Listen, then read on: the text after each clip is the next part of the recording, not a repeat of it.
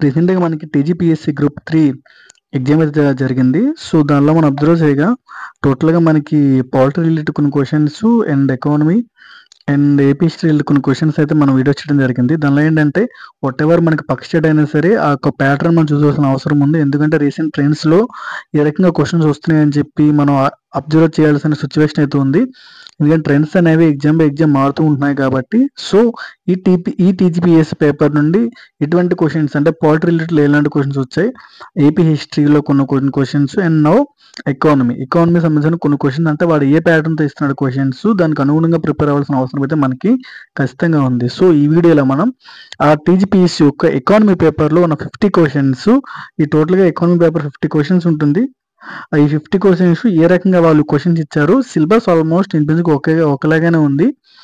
So, మనకి 3 chapters ఉంటే ఇక్కడ 5 చాప్టర్స్ ఉన్నాయి. సో, 50 మార్క్స్‌కి ఉంది. సో, ఆ యొక్క 50 మార్క్స్‌లో క్వెషన్స్ ఎట్లా వచ్చాయి ఇలావన్నీ ఒకసారి ఈ వీడియోలో డీటెయిల్‌గా చూద్దాం.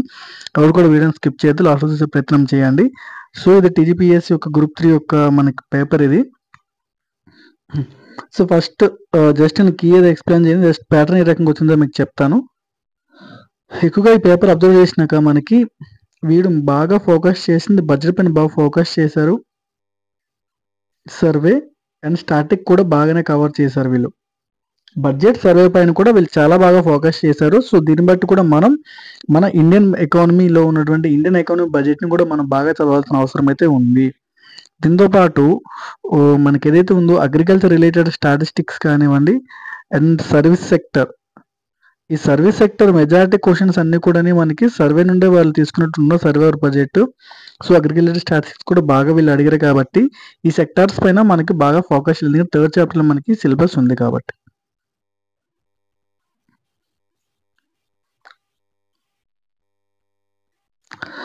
ఎఫ్ఆర్‌బిఎం కోసం క్వెషన్ అడిగారు. Direct question FRBM state and central debts ఏ రకంగా ఉండాలి 2000 మార్చి 31, 2025 కల్లా ఎఫ్ఆర్‌బిఎం యాక్ట్ కోసం చదివినప్పుడు మనం ఇది చూసుకోవాలి FRBM act. Total direct service sector ఎంత పర్సెంట్ ఉందని అడిగారు 2023-24లో అంటే సర్వే బేస్ చేసి అడిగారు. సర్వీస్ సెక్టర్ ఎంత పర్సెంట్ ఉందని direct question. And GDP methods national income పైన బాగా క్వశ్చన్స్ వచ్చాయి. సో, జీడిపి మెథడ్స్ ఏంటని అడిగారు. క్వశ్చన్ ఇది జీడిపి మెథడ్స్ ఉన్నాయని.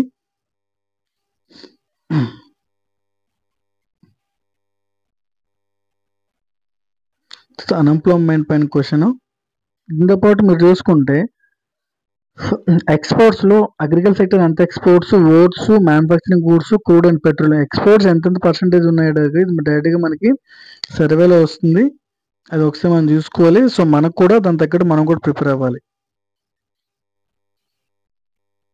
బడ్జెట్ క్వశ్చన్ యూనియన్ బడ్జెట్లో ఎడ్యుకేషన్ మరి హెల్త్ సెక్టర్కి ఎంతెంత అమౌంట్ ఖర్చు చేశారని అడుగుతున్నారు ల్యాక్స్లో.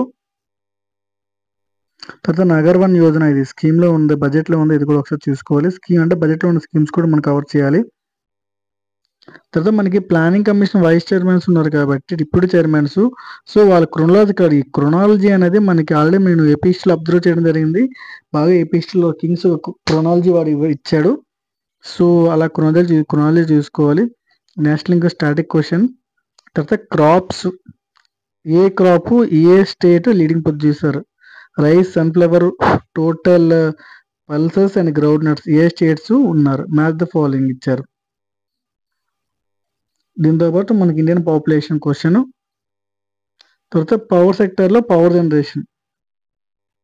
Sector install power generation order అడిగారు. ఏది హైయెస్ట్ ఉంది ఏది లీస్ట్ ఉందని.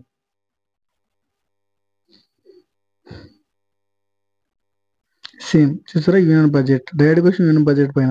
రెవెన్యూ సోర్సెస్ ఇది మనకి డిసెండింగ్ ఆర్డర్ అడిగారు అనమాట. డిసెండింగ్ ఆర్డర్లో మనకి ఏదో ఒకటి అటెంప్ట్ చేయాల్సి ఉంటుంది. సో, మన ఆర్డర్ అని చూసుకోవాలి. ఆర్డర్ బాగా అడుగుతున్నారు.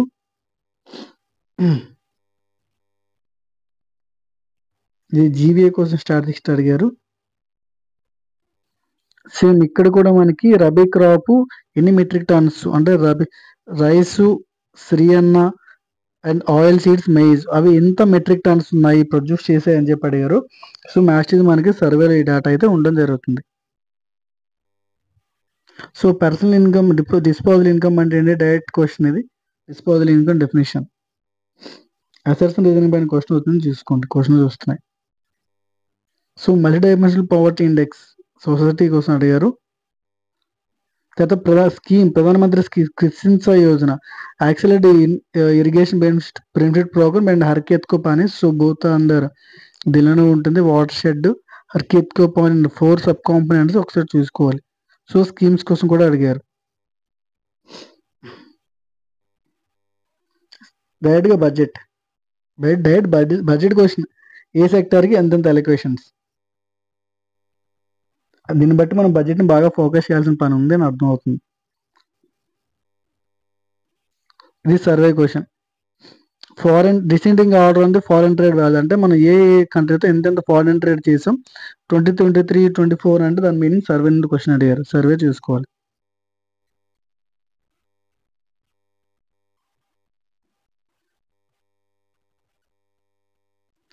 నేషనల్ పాపులేషన్ పాలసీ మీద క్వశ్చన్ రావడం జరిగింది.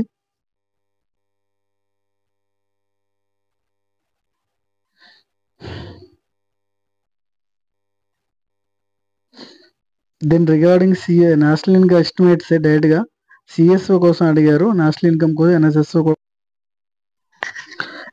కోసం అడిగారు కాబట్టి ఆ డేటా ఒకసారి మనకి క్లియర్గా చూసుకోవాలి.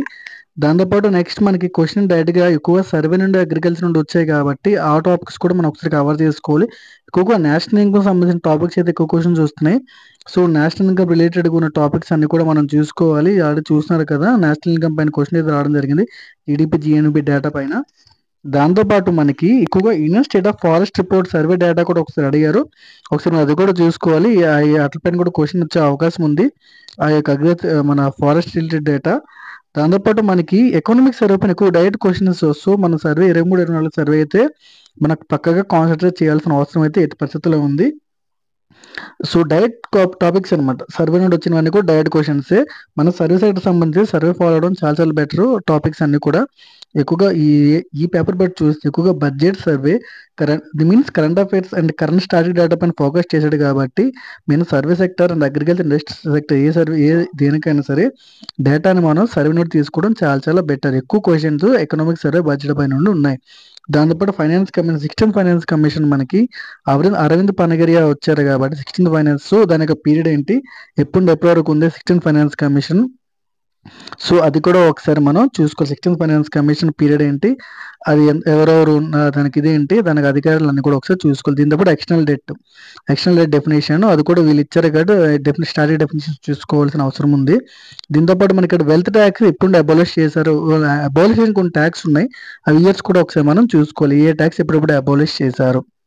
ఓకే, దాంతోపాటు అగ్రికల్చర్ డేటా చూసుకున్నప్పుడు మనం వాళ్ళు సర్వే నుండి తీసుకున్న డేటా ఎంతెంత దీనిలో ఎక్కువ అంటే డిసెండింగ్ ఆర్డర్ అడుగున్నారు. వాళ్ళు ఇంతకుముందు polity and AP history related question చూసినట్టు ఆ డిసెండింగ్ ఆర్డర్ మనం చూసుకోవాలి.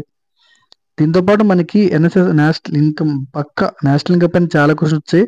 డిస్పోజల్ ఇన్కమ్ అంటే ఏంటి, జిఎస్టీ పైన జీవీఏ పైన క్వశ్చన్ వచ్చాయి, అవి చూసుకోవాలి. చూసారా, ఈ జనరల్ ఇన్ఈక్వాలిటీ ఇండెక్స్ ఇంతకు ముందు ఏంటంటే ర్యాంక్స్ అడిగారు, ఇక్కడ కొద్దిగా చేంజ్ వాల్యూస్ అడుగుతున్నారు.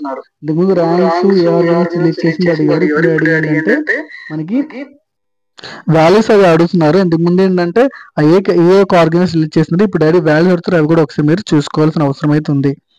దాంతోపాటు సర్వే సెక్టర్ ఎక్కువ క్వశ్చన్ ట్రాన్స్పోర్టేషన్ పైన వచ్చింది కాబట్టి సర్వే ఫాలో అవ్వండి.